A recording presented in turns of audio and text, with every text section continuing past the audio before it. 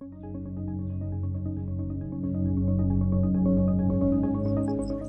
Chris, There he is. How are you you? see me all right? I'm good. How are you? I'm good. Is this your first time doing one of these? Yes. A little weird. Yeah, a little bit. I borrowed my sister's ring light so I could get some good lighting. All right, like a professional influencer. Yeah, yeah. She's a big social media person, so Okay, good. I bought a ring light too, for all the different things we do on Zoom now. But 4 o'clock's the perfect time to do these because the sun is right here, and I just have the window light, so it works kind of nice. yeah, you're golden now, so it's good. Well, good seeing you, Anil. Let's get started right away. I see some students joining us, which is great. And I would encourage those students to go ahead and feel free to drop questions that you might have in the comments. Jordan's unable to join us today, so it will just be me keeping an eye on those comments. So if I don't snag it and ask it, please feel free to drop it again. I'll do my best to kind of manage everything on my end. Got it. So anyway, Anil, it's fun to do these, and it's nice to see you as always. Although I feel like I've seen you quite a bit the last few months, which has been pretty cool. Yeah, we did. It was the last time I was over homecoming, right? Yeah, It I was- feel like you might have been on campus after homecoming too, but maybe I saw you a couple times around homecoming yeah, too. maybe. Yeah, but we've Okay. definitely seen each other since Okay. graduation. So Well, I know you have a busy schedule being a first year med student, so let's kind of start. I usually start way back at the beginning, like how you grew up and how you came to sure. UM. But let's start a little differently, which would be, how did you know, and when and how did you know you wanted to be a doctor? Well, that's a great question. I've always wanted to be a physician. It's funny when my mom probably a couple months ago was cleaning out some old stuff from like when I was in elementary school, and there was this like coloring assignment or something that I did in like kindergarten or first grade, and then it said like, "What do you want to be?" And I wrote like a physician or a doctor or something along those lines. So like I've always, that's always been my path. I've always enjoyed science. Math, basic science, chemistry, biology, physics. And I never really like considered another career path. When I reflect back, like being a doctor has always been it. Like in high school, I really started to explore that. I was a part of a program where we go and it's at a simulation center, and it was just a program to learn more about the medical field. We had health professionals come and talk. We got to see like the actual, how they uh, use the simulation mannequins and like all that stuff. So I thought that was really cool. And then through college, just being able to explore more through shadowing and um, you know, I, it's always been my path really.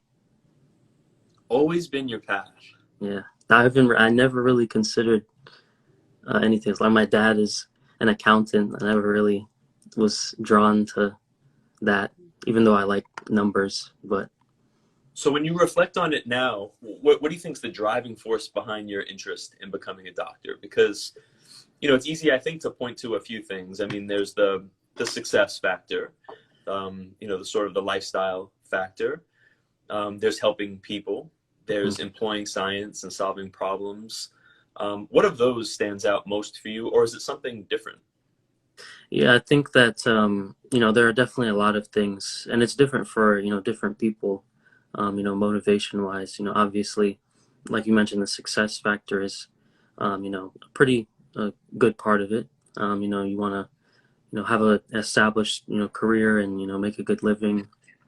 But I mean, more than that, it's going to sound cliche, but it's the helping people. In medicine, it's we're all about prolonging health. Making people um, you know the healthiest and safest that um, they can be, and then also like you were mentioning, the solving problems.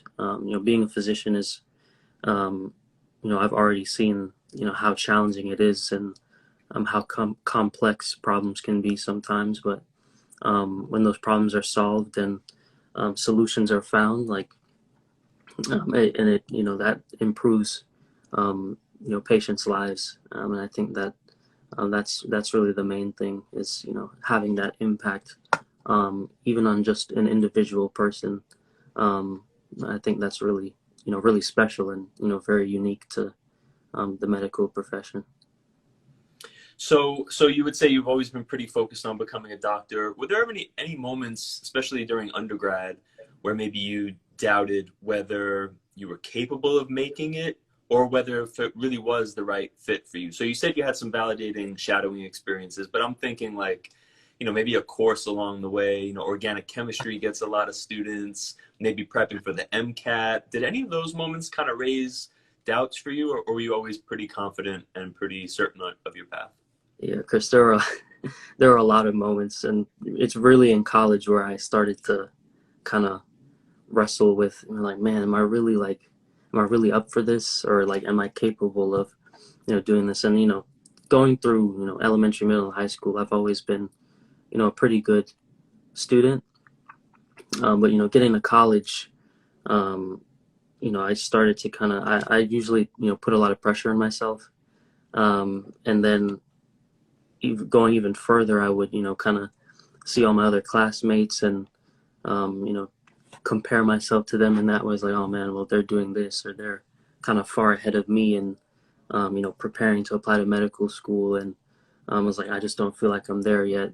There were plenty of moments like that, but and I still in my first year I still kind of have those moments sometimes, because it's a hard journey.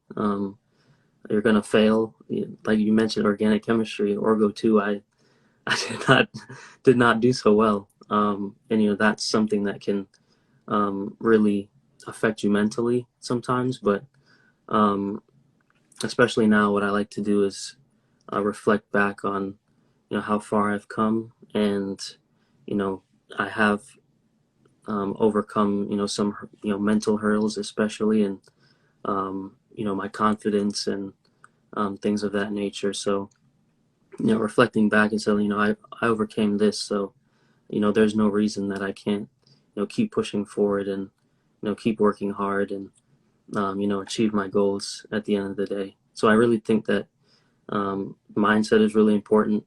Confidence is important. Even though your confidence may get shot down sometimes by failing an exam or just a bad experience at some point in your life. But I really do think like mindset is key to all of this. Well, I appreciate you sharing that. I think it's really important for our students to hear that it's not always a perfectly smooth path Not to at where all. you want to be. So even students who've made it have had some moments where they doubted themselves. So I appreciate you sharing that. It's nice to Hmm. hear when things aren't always perfect.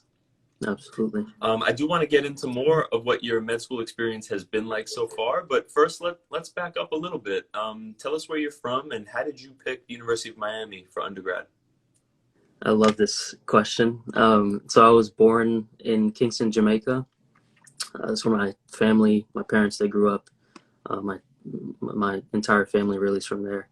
But I moved to Alabama when I was 2, so I grew up in Alabama. Um, and I was applying to college. I applied to a few schools. Um, I applied to UM just because it was a Florida school, and we had a lot of family in Florida. Growing up, we always used to come to Orlando or South Florida area to visit my extended family. So I was like, all right, well, I might as well just apply to UM. Um, and then when it got down to the time to decide where to actually, attend college, um, I interviewed for the Hammond Scholarship, and I got the Hammond Scholarship. So like my parents and I were like, well, really, my parents were like, yeah, no, I think you got to go to UM, because it wasn't all because of the scholarship, but it was a big part of it. Um, and I don't regret that decision at all. Like I really enjoyed my time at UM, being a Hammond Scholar. Chris was my advisor, so I couldn't have done a lot of what I did. Couldn't have made it through without you, Chris. So thank you for that. Um, really involved, at UM with Caribbean Students Association, the Catholic Campus Ministry. I worked in the Dean of Students office as a student assistant, so I was really involved um, with student affairs.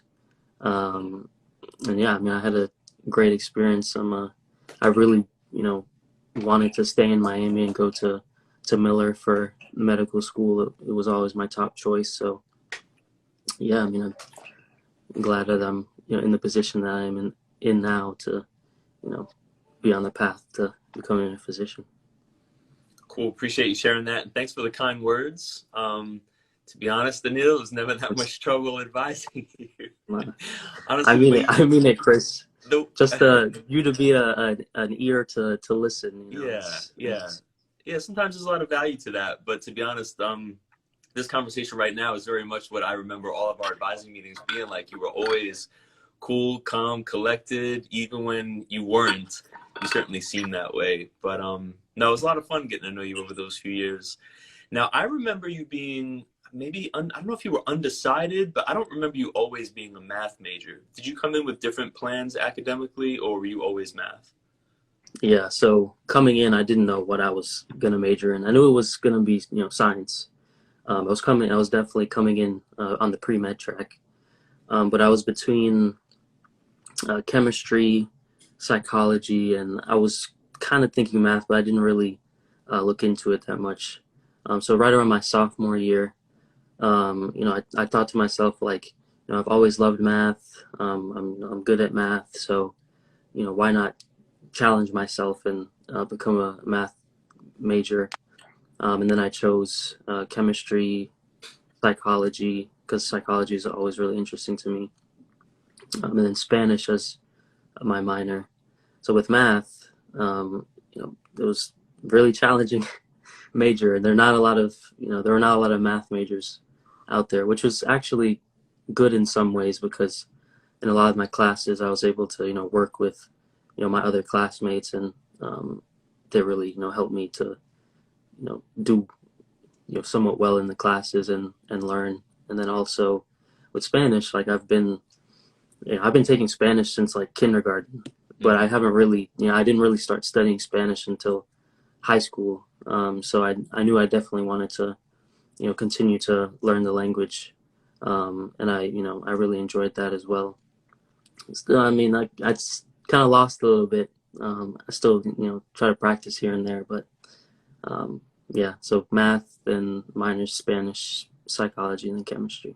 Yeah. Were you able to do all of that, the three minors? Was that partly because you were a foot fellow? I'm not sure. Well, the chemistry minor was like automatic because Right. I'm pre-med. Yeah. And the other ones didn't really. Spanish kind of required a little bit more, but I think having the flexibility, excuse me, the flexibility, my freshman year not having to do the general education requirements or whatever flexibility I had as a foot fellow, that probably helped me. I'm not really Yeah. sure. Gotcha. Okay. So I know you were busy on campus, but I do kind of want to stick to your trajectory, your path to med school. So, Sure. when I talk with current undergraduates, we talk a lot about kind of the magic formula for med school, which would be some research experience, some shadowing experience, making good use of your summer, maybe for both of those things. And then the question of a gap year always comes up. So if you could kind of take us through a couple of those things and maybe finish with how you decided to take a gap year and what you did with that time. Sure. So first, I will say that going through the application process, I learned that there really is no magic formula. It's really hard to, there are things that are important, like you said, that some research, definitely shadowing, definitely clinical experience are important, but a lot of the time it's hard to know what individual schools are looking for. Some are really interested in students that are focused on research, or and some are not. But I would say that taking advantage of your summers is really a really good idea. It's something that I tried to do, but I don't feel like I did as effectively. My summer, my freshman year, I kind of like just used that as vacation time because I was like, this is my first summer.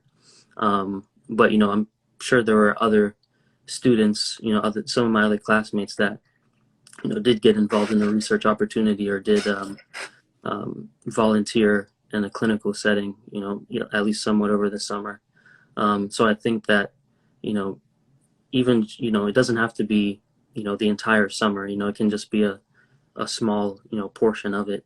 Um, but the more you do, the more you can set yourself up as a good applicant for what is usually a competitive application cycle. So like my sophomore year summer, I got involved with the students training and research program at Miller. Mhm. So I was doing research for I'd say like pretty much a month. So that was a good experience. My junior year, I took to I was working in the Dean of Students office over the summer, and they let me do that. And then I was just using that time to study for the MCAT. And I ended up taking the MCAT my senior year. Um, so fast forward to the gap year now, there was a lot. I was very overextended, I would say, my junior and senior years in terms of involvements. So I honestly just didn't feel like I was ready to apply. During my senior year, I just didn't feel like I had the time.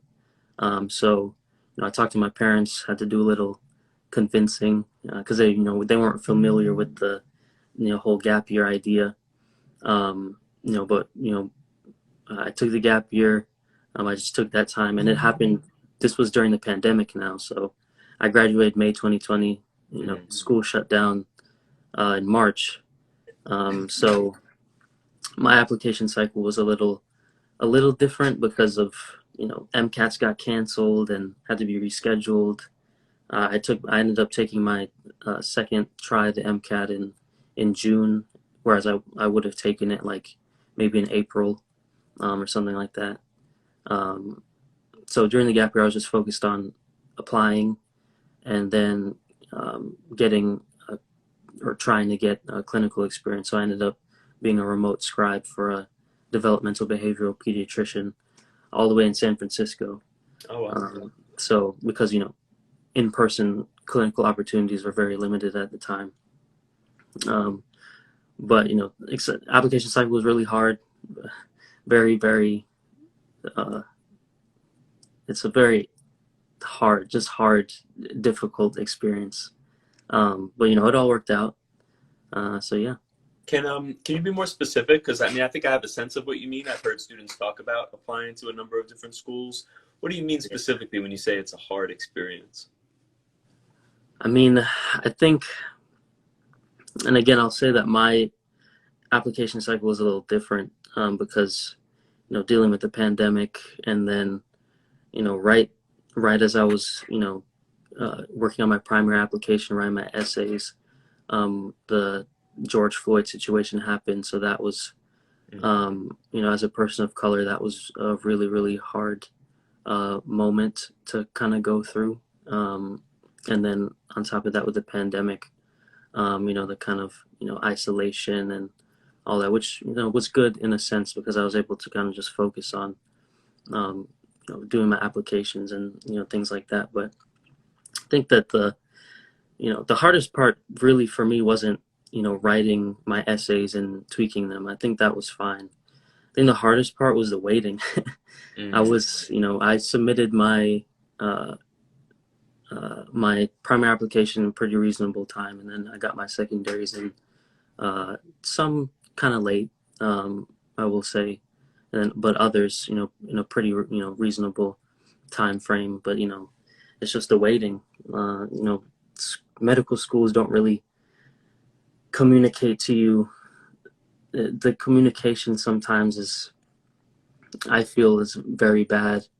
So like waiting on an interview, and then after I get the interview, waiting for them to make a decision, and a lot of times they'll say that they will get back to you in 3 weeks when they have their committee meeting, but it actually took like a month and a half or 2 months even or something like that. Mm. And then, I was waitlisted at, a lot of the schools that I got interviews at.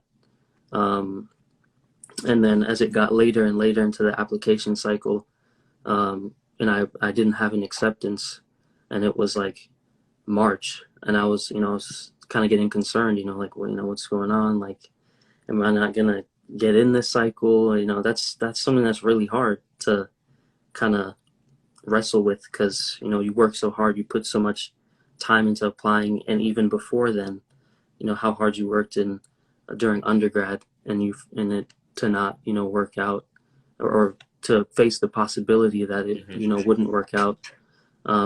It's hard, and that is a possibility. I mean, there are a lot of great applicants that won't get into their top choice, or will only get a couple acceptances, or may not even get in a cycle. So it's reality, but it's still really difficult. But like I said, it ended up working out. But I still, it was a very hard thing to undergo mentally. It's just really the waiting part. The waiting. Yeah, so patience is required. Oh yes. And yeah, I talk to students a lot about that, especially younger students who are, or first or second year students who are kind of trying to adapt to college and taking these different types of courses. Um, Try to really emphasize, how competitive it is to get to med school. Hmm. I do know of really good students who faced a very long and arduous uphill battle to try to make it, and some who didn't, some who changed paths and had to pivot. Yeah. And so it happens, it happens. Let's talk a little bit about med school. So how did you pick Miller, and what's it been like so far? Quick side note though, I did see Obi posted on Instagram not too long ago a funny story of him. I think the caption or the note on his stories was like, "I was a biochemistry major. How is biochemistry this hard in med school?" In med Something to school, that yeah, effect. yeah. So I yeah, saw it as well. how'd you pick Miller, and how's it been so far? Well, like I said, Miller was really, it was always my top choice. You know, I graduated Kane. I would have loved to, want to be continue to be a Kane. Apart from that, like the curriculum actually is really new. So usually a traditional medical school curriculum, do 2 years preclinical where you're just learning in a classroom, and then next 2 years are your clinical years. With this curriculum, um, I'm actually going to start my rotations in the hospital in September. Like my 2 months into my second year. So the curriculum is really centered around that, like learning clinical skills early, really throw you into learning how to take a patient history and physical exam techniques, and we have standardized patient sessions that we do where we go in and simulate a real patient encounter, and we're evaluated, and the standardized patients are they give us feedback on a bunch of different things. So I like the curriculum. It's still very new, so it's not without its flaws. But I think that the administration has been doing as good a job as they can to you know listen to feedback and try to make things better. Um, but then apart from that, just I think I do want to stay down here, for my career. Who knows where residency will take? Residents will probably take me somewhere else, and but maybe I'll make my way back down here. But also like my family, my parents have moved down here now, so that was another factor in my decision to stay down here. Is that it was always the plan for them to move down here and settle. Um, and also the only other school that I got into was USF. It was also a really good school. So it was between those two. So yeah, really just those factors: family factor, familiarity factor, just being in Miami. I've loved my time in Miami. The past it's going on 6 years now, which is pretty crazy. Um, and then the curriculum and just a lot of opportunities in Miami in general. So yeah, that's why I chose Miller. So has med school been harder than you anticipated or about what you expected? You know, it's always a very interesting question because I feel like again with the curriculum that we have, it's very different from um, a lot of other medical school curriculums. The more traditional ones out there. But I would say that it is about what I expected. Um, the best part for me has been being able to the clinical skills aspect, learning that early, and I think that's really developed my confidence and my abilities. We're talking earlier about those doubts that can kind of creep in and like, oh man, am I cut out for this? Am I going to be a good doctor? And I think that the environment that the curriculum creates, and just like my classmates too, like I think we all like really get along, and we have a strong class that's supportive of each other, and that's something that I really appreciate. So I think that has been great. It's difficult. You really have to change. It's so much different from undergrad, especially like Mm. studying wise. Like we have uh, uh, exams like every 2 weeks, so you can't really procrastination really isn't an option. Whereas you're still going to procrastinate at some points, but you really have to change the way that for me personally, I had to change the way that I study for exams, and just learning, the way that I learn in general, Mm. which has been, that's been cool to kind of see that, change in me and being able to um, adapt to that. So I'd say that, it's been difficult, but it's been enjoyable, and it's really reaffirmed, my decision to go into this, and hopefully as I continue, I'll be able to get those reaffirmations at different points along my journey. Especially starting in the hospital in September, because that's gonna be a really important experiences that I'm gonna have there. So Do you already have a sense of what you'd like to focus on professionally, or do you think you'll determine that once you get more of that clinical exposure? yeah, I'm definitely keeping an open mind, and I'll definitely determine that. That's really what the rotations are for, is to see. There are a lot of my classmates that already know exactly what they want to go into, which I'm like, oh wow, that's great, but I don't really know. I'm interested in. Um, I've always been interested in cardiology, um, Mm. pediatrics, especially developmental pediatrics, because of the scribing experience that I had. Um, I Before school, I'd looked into radiology a little bit, and I thought that was really cool. But then we started looking at X-rays and CT scans like during some of our modules in class, and it's radiologists have a really hard job, Mm. but it's still really cool. But yeah, just keeping that open mind, and there are a lot of opportunities to explore outside of class, just with shadowing. Like the last week, Monday, I shadowed an oncologist at Sylvester. Mm. A lot of my classmates, you know, go volunteer at clinics and shadow, all kinds of physicians down there. So yeah, it's been. I think that's where I'm at now. Just open mind. Cool.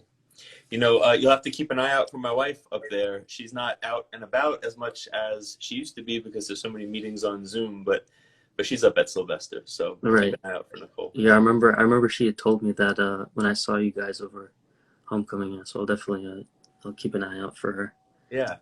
Listen, I just got the dreaded 10% battery left on my phone, so Chris, come I on. know, I know. I stepped off camera so I could smack myself in the face for not charging my phone.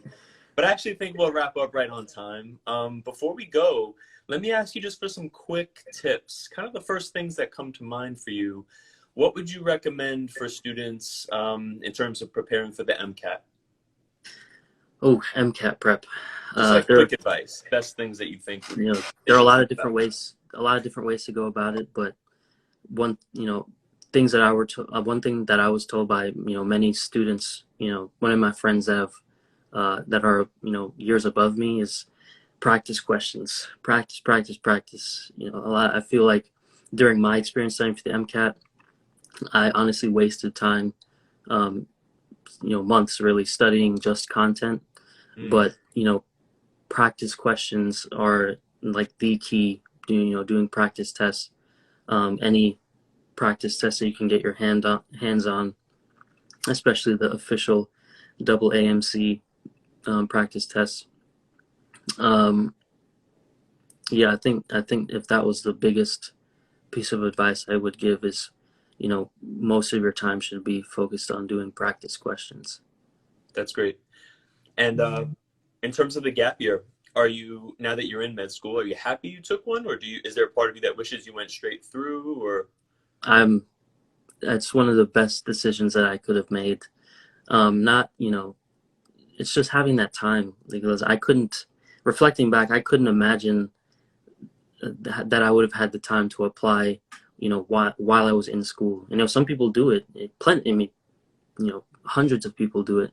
Mhm. But for me and where I was at, and I think taking gap years has become a very popular thing now. And some of my classmates have even taken 2 gap years, Mhm. um, to especially if you need to get more clinical experience, which is a super super important part of the application.